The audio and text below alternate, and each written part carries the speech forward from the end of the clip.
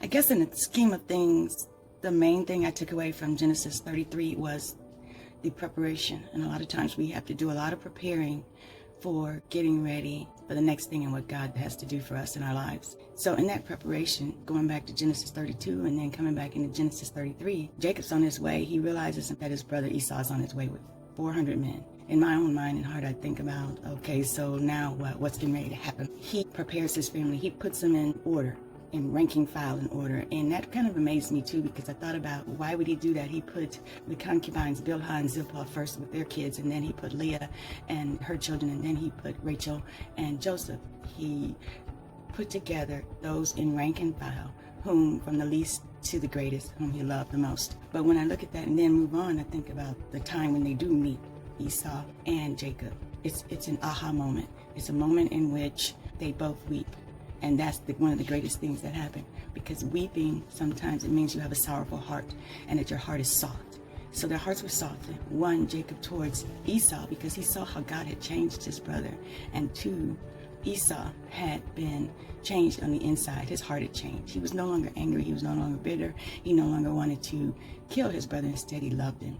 That speaks volumes in more ways than one. When our hearts are soft, God can do a work inside of us, one to another. I really appreciate that, because I'm learning that over the years when I look back and even up to today, when my heart is soft, God does a work inside of me, towards my children, towards my husband, towards my friends, towards family, people I don't know, my co-workers.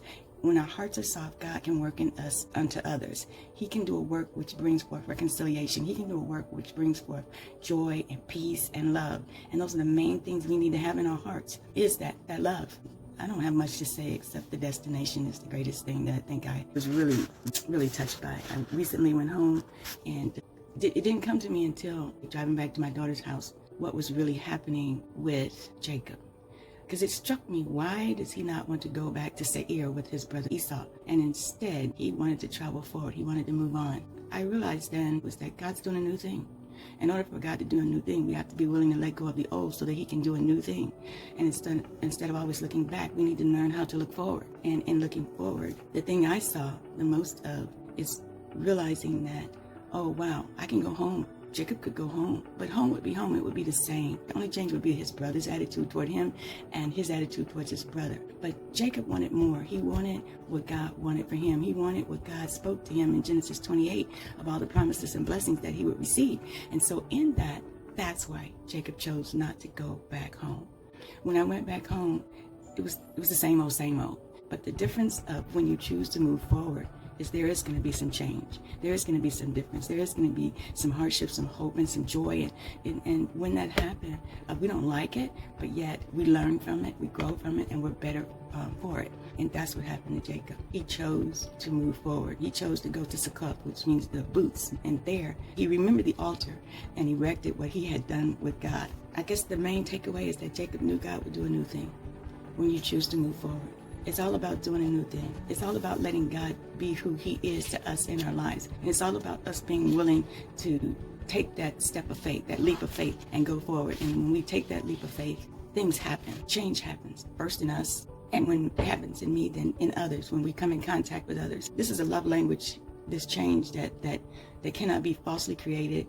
It's known strictly from within the depths of our heart because of the true love relationship we have with a living God. When we know God is our God, when we know we've surrendered our heart to him and we're willing to take that leap of faith like Jacob did, not knowing the outcome, then that's the greatest thing. God says, behold, I will do a new thing. Do you not know it? God can begin to do a new thing inside of Jacob. What about me? What about you? What about us?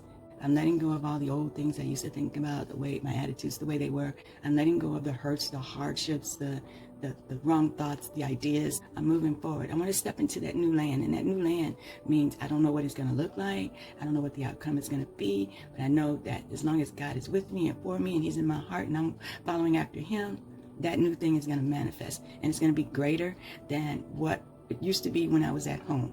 When we trust in a true and a living God, when we stand on his promises like Jacob did, we can all travel and journey into a new land and into a new home. Love you all. God bless you all. I'm letting go of the old and I'm looking forward to the new. Have a blessed and wonderful day. Bye.